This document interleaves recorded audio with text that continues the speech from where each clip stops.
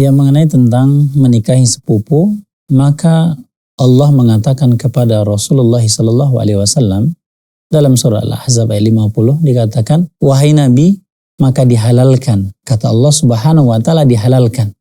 Siapakah yang dihalalkan untuk dinikahi? Salah satunya dikatakan banati ammika wa banati ammatika wa banati khalika wa banati khalatika.